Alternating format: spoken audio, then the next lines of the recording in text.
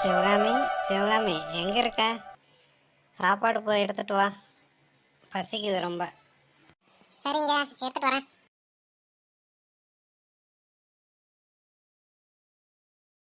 இந்தாங்க சாப்பிடுங்க.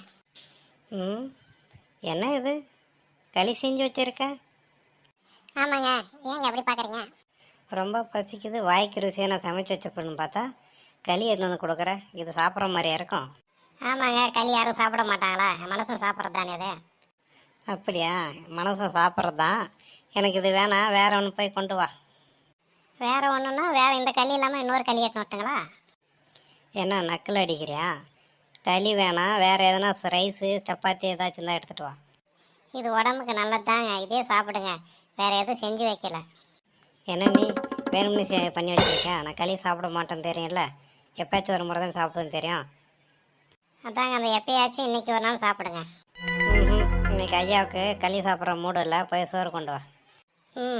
எனக்கும் சோறு செய்கிற மூடு இல்லை, நீங்கள் களியை சாப்பிடுங்க. என்ன சொல்ல சொல்ல வாய் நீளுது? போய் சோறு செஞ்சு எடுத்துகிட்டு வர முடியுமா முடியாதா? முடியாதுங்க, காலையிலேருந்து நிறைய வேலை. அது மறுபடியும் நான் சோறு செஞ்சு இதை எடுத்துகிட்டு வரணும், ரொம்ப நேரம் ஆகும். இன்றைக்கி என்னால் முடியாது. அப்படியா? என்னால் இங்கே சாப்பிடவும் முடியாது, இங்கே படுக்கவும் முடியாது. நான் போய் எங்கள் அத்தை வீட்டுக்கு போயிட்டு அங்கே நல்லா அத்தை வாய்க்கு ருசியாக சமைச்சு வச்சுருக்கோம், அங்கேயே சாப்பிட்றேன். உங்கள் அத்தை வீட்டில் போய் சாப்பிட்றதுக்கு எதுக்கு என்னை கல்யாணம் பண்ண? உங்கள் அத்தை என்னை கல்யாணம் பண்ணிக்கிறத? என்ன சொன்ன?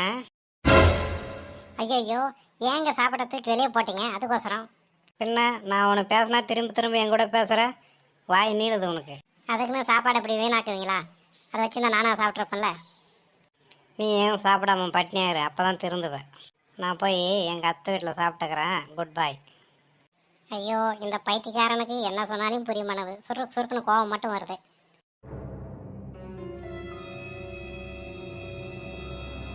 சே, சோறு கோசரம் இப்படி என்னை நடக்க வச்சிட்டாலே. அத்தை வீட்டுக்கு தான் போய் பார்ப்போம் என்ன செஞ்சு வச்சுருக்குன்னு. அத்தை எங்கே இருக்கீங்க? அத்தை இங்கே வாங்க. யார் அது? இந்த குரலை நான் எங்கே கேட்ட மாதிரியே இருக்கே. வந்து பாருங்க தெரியும். அடட, நம்ம கண்ணாயிரம். என்ன கண்ணாயிரம், நல்லா இருக்கியா? வீட்டில் பொண்டாட்டியெல்லாம் நல்லா இருக்காங்களா? நல்லா இருக்கா அத்தை? என்ன இந்த பக்கம் திடீர்னு அத்தையை பார்க்க வந்துட்டேன்? சும்மா தான் அத்தை வந்து பார்த்துட்டு போகலான்னு வந்தேன். என் தம்பி மகனுக்கு எவ்வளோ பாசம் என் மேலே. சே. ஐயையோ, ரொம்ப பேசாதீங்க அத்தை. சரி வா, சாப்பிட்டு போவேன். வேணாம் அத்தை, நானே இந்த வழியாக போனேன், சரி உங்களை பார்க்கலான்னு வந்தேன். பார்த்துட்டேன், நான் போகிறேன். அதெல்லாம் முடியாது. இங்கே என்னை பார்க்க வந்துட்டு சாப்பிடாம போனால் நல்லா இருக்குமா? சாப்பிட்ணும், வா. வேணாம் அத்தை, வீட்டில் என் பொண்டாட்டி செஞ்சு வச்சுருப்பா, அதே போய் சாப்பிட்டுக்கிறேன். அதெல்லாம் முடியாது. இன்றைக்கி ஒரு நாள் அவள் சாப்பாடை சாப்பிடாத, இன்றைக்கி என் வீட்டிலே சாப்பிடு. நீங்கள் இவ்வளோ கெஞ்சி கேட்குறதுனால சாப்பிட்றேன் விட அத்தை.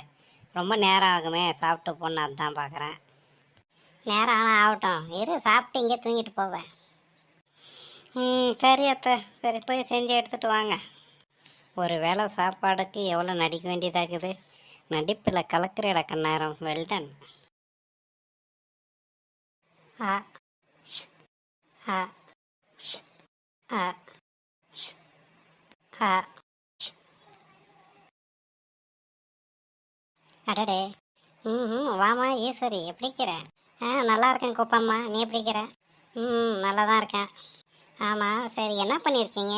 உரல் ஏதோ போட்டு குத்திட்ருக்கீங்க? ஒன்றும் இல்லை, என் மருமகன் கண்ணாயிரம் வந்திருக்கான். அவன் சாப்பிட்றதுக்கு தான் எள்ளூருண்டை இடிச்சிட்ருக்கேன். என்னது எள்ளூருண்டையா? ரொம்ப ருசியாக இருக்குமே. ஆமாம், அவன் இனிப்புனா நிறையா சாப்பிடுவான். அவனுக்கு தான் ஸ்பெஷலாக எள்ளூருண்டை இடிச்சிருக்கேன். சரி, எள்ளுருண்டை செஞ்சு அசத்துறீங்க. அசத்துங்க. நான் போய் வீட்டில் கொஞ்சம் வேலை இருக்குது, நான் போய் பார்க்குறேன். சரி.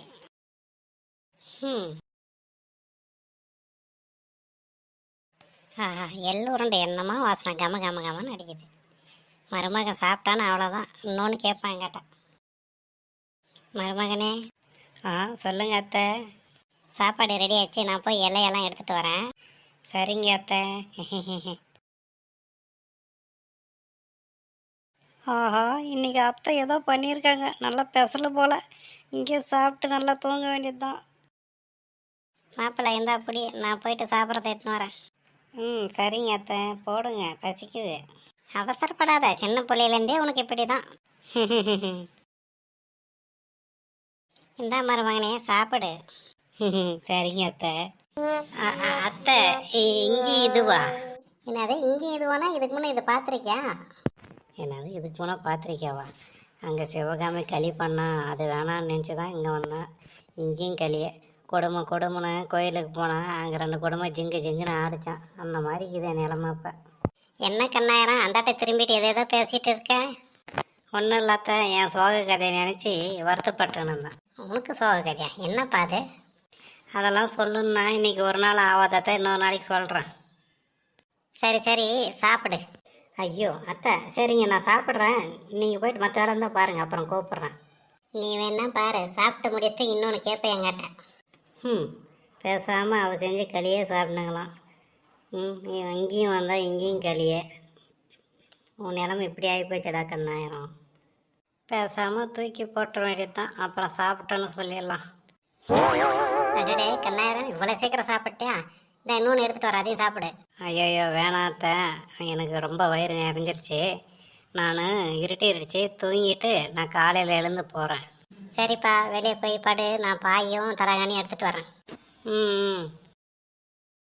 இந்தா கண்ணாயிரம், பாய் தலகாணி கீழே போட்டுட்டு படுத்துன்னு தூங்கு, காலையில் எழுப்புறேன். சரிங்க அத்தை. இந்த கண்ணுக்குட்டி மாடு பக்கம் விட்டு அவ்வளோதான். நான் ராத்திரி பூரா பாலெல்லாம் இருக்கிற பாலெல்லாம் குடிச்சிட்டு காலையில் நம்மளுக்கு பாலே இருக்காதுப்பா. நான் பிடிச்சி அந்த சைடு கட்டுறேன். சரி கட்டிட்டு போங்க அத்தை. சரிப்பா, நான் உள்ளே போய் தூங்குறேன். சரி அத்தை. பேசாமல் சிவகாமி செஞ்ச களியை தின்னு போட்டு அங்கேயே படுத்துருக்கலாம். இங்கே வந்து இப்படி அனுபவிக்கிறதாக்குது.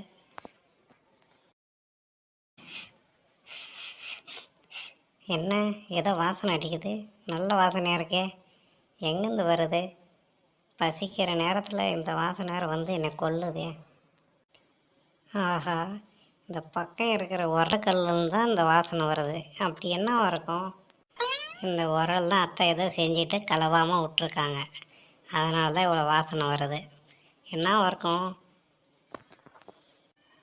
நக்கி பார்த்து கண்டுபிடிச்சிட வேண்டியது தான்.